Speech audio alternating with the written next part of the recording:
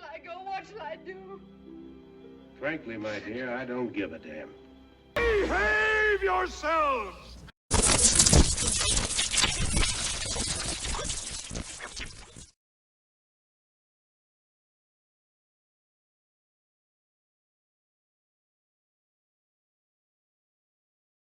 Hello, YouTubers out there. This is Jerry Saravia at the movies. A slight delay. I was going to do a review of this film a few days ago.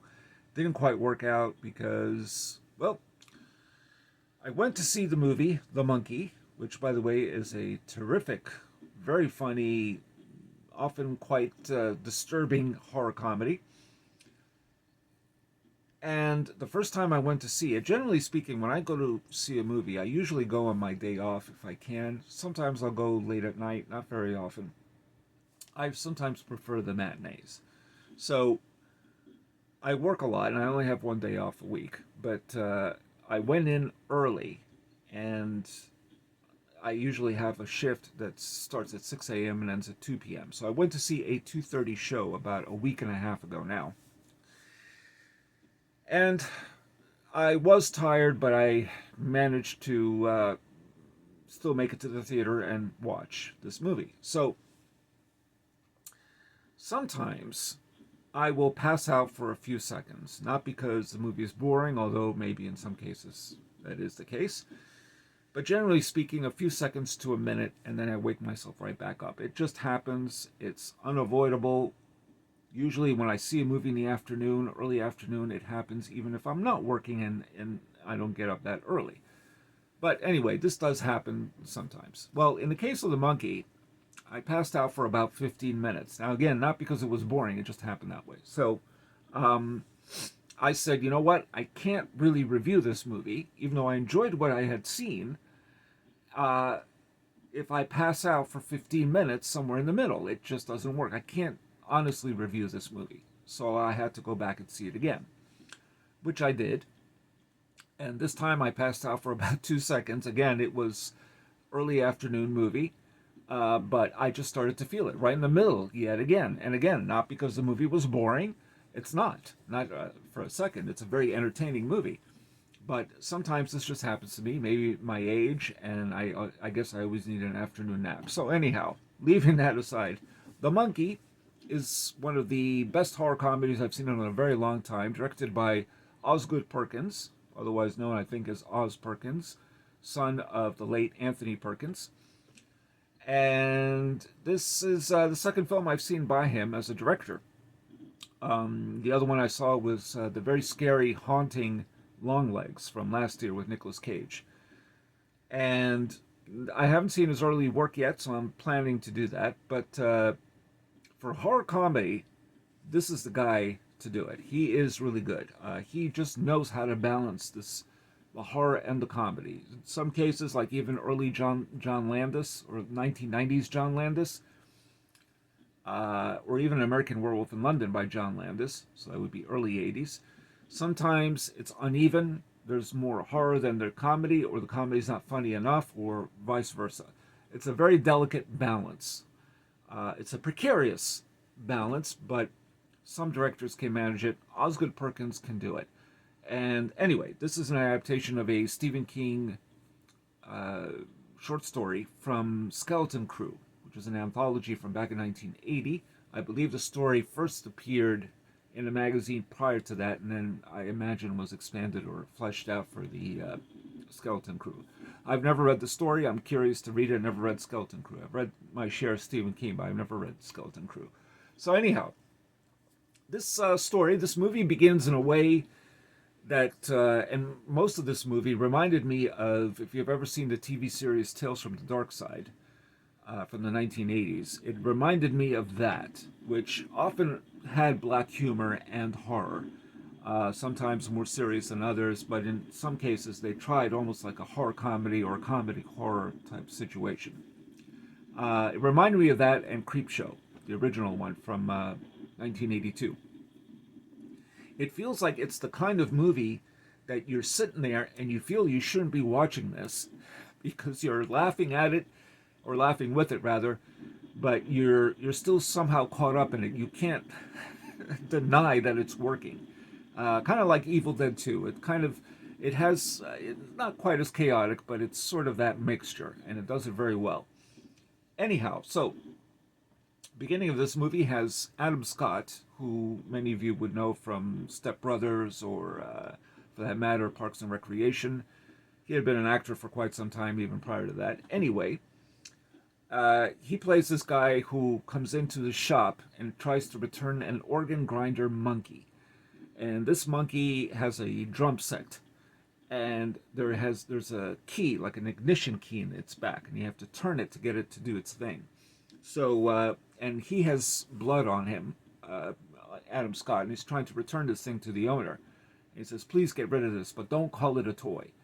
So, one thing leads to another, and the drum is initiated, and it pounds on it, and suddenly there's a Ruby Goldberg situation where the owner gets an arrow pierced through him. So, anyway, the dad, this guy's a father, and he takes off. Turns out he has two twin sons, Hal and Bill, which at the beginning they're played by an actor named Christian Convery.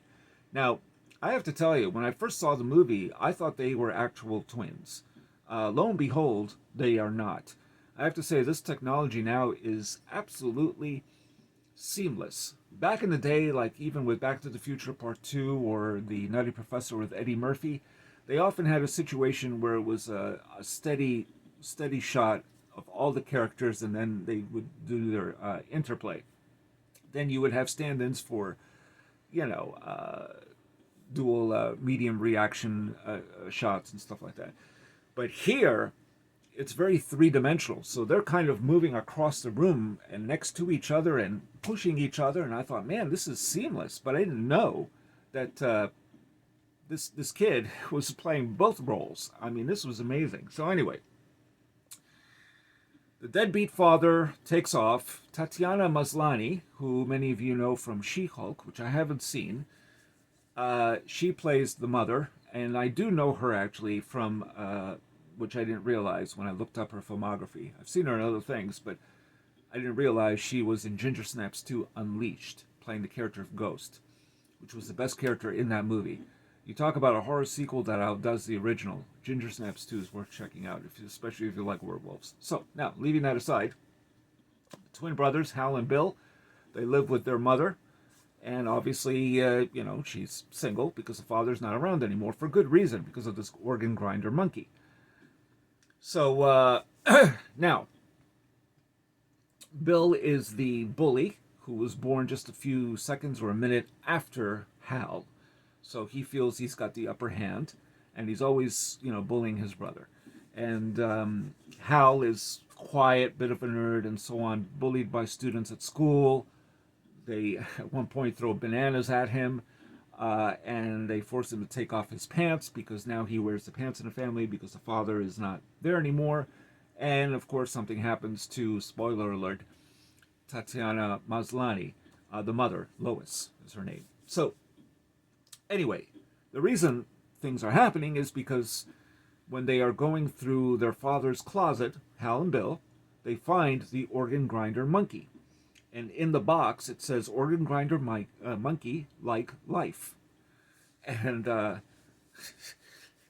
Bill feels that he read it wrong. What do you mean, dumbass? It's not like life, it's life-like. No, like life. Which is a very important part of this picture, is it's the theme of the film, really, if you think about it, because anything can happen at any point, and arbitrarily. You don't know who's going to die next. So, Bill decides to turn the key, or this organ grinder monkey, who starts doing its thing. And Hal is very nervous about this monkey. He's not too sure about it, which I would be too, because it's just a frightening looking thing. It's iconic, this monkey, because it's appeared before in other things. Toy Story 3, funny story about that. It was revealed recently that which I haven't seen Toy Story 3 in a long time, but the monkey in it has symbols, which also appeared, that same monkey, in Monkey Shines from 1988, directed by George Romero, which is a very different type of story. So the Disney said, you can't use the symbols. So Osgood Perkins came up with the idea of the drum set, which makes better sense and works better, much more effective. So they turn the key, and the babysitter that takes them out to a Japanese restaurant, her head comes completely off. It just comes off. She's not decapitated or anything. It just comes right off. So that's one of the more bizarre murders in the film.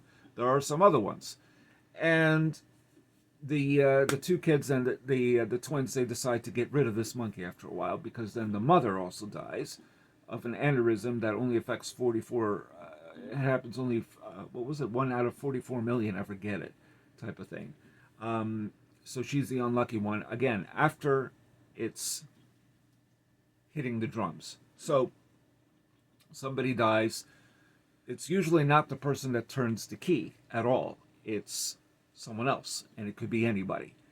Now, once they get rid of the monkey, which they throw it down a well, the film then shifts to 25 years later, and we have Theo James now as Hal and Bill.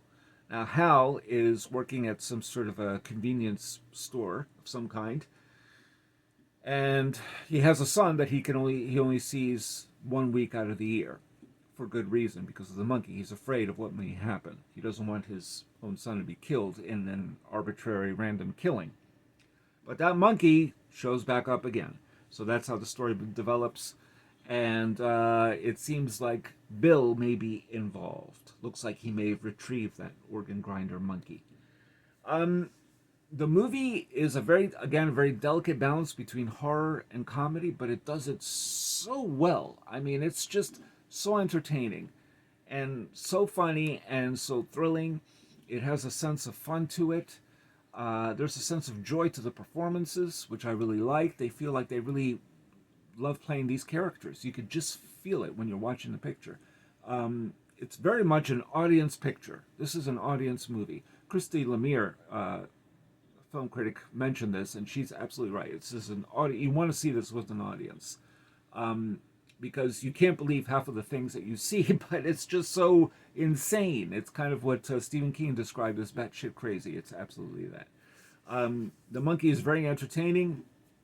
I just enjoyed every minute of it, and I can't really wait to see it again. It's that good a film.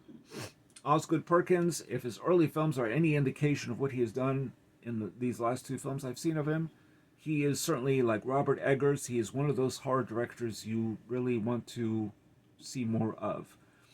These are guys who they understand the genre, they understand the subgenres, and they know how to play with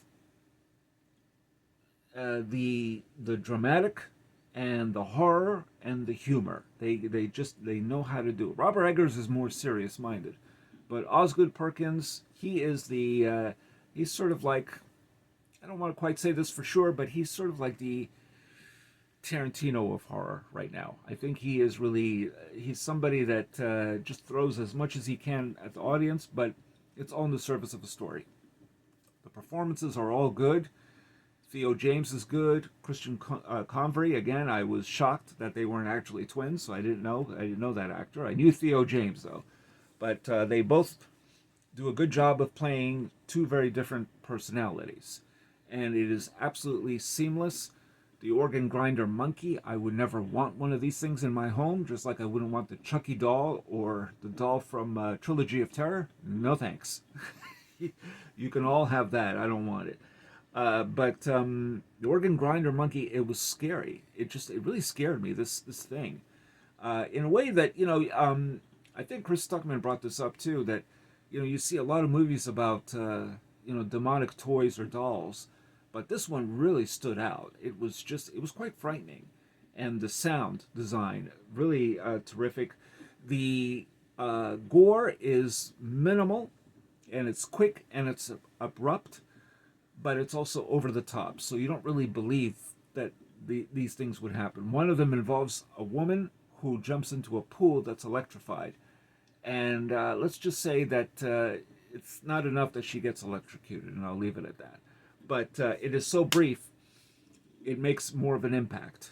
And that's something that I think a lot of other horror directors who are gore hounds would could learn from, I think. So check out this movie. Osgood Perkins also has a brief role in the film. He plays a stepfather with huge sideburns. At first it looked like a 1970s bit, but it's set, after 1999, this story. So check out The Monkey. And like I said, sometimes when I watch an afternoon movie, I start to pass out for a couple of seconds, so I probably should always take a nap before I watch a movie, but I don't always have that advantage. But it doesn't happen every time, just sometimes. But anyway, check out The Monkey. I highly recommend it, even though I missed 2 seconds. It is a terrific movie. I will return to this one quite often. It's perfect for Halloween. It is so much fun. And some of it is scary, and some of it is quite sensational, and some of it is very funny. And as a horror comedy, this works. It's the best that I've seen. I don't know of any other horror comedies in the Stephen King in his work. I don't know of anything else quite like it. So this is quite something to see. So check it out, The Monkey by Osgood Perkins. And that's all I got to say about that. Have any of you seen The Monkey? And if you have, please send me your comments. Post your comments. Tell me what you think. What do you think of Osgood Perkins? I think this is a director that's really someone to watch. And I have a feeling he's probably going to go beyond horror at some point. Look, I'll take anything from Osgood Perkins and Robert Eggers over most other horror directors, and that includes M. Night Shyamalan, I'm sorry to say. But anyway, let me know your thoughts. And if you're new to this channel, please hit like and subscribe. I do movie reviews. I'm trying to do them more often. I don't get to do it quite as often as I want to. I write more than I do videos, but that's how it goes. And if you're already a subscriber, please hit the notification bell for future uploads. And that's all I got to say about The Monkey. This is Jerry Saravia at the Movies, signing off.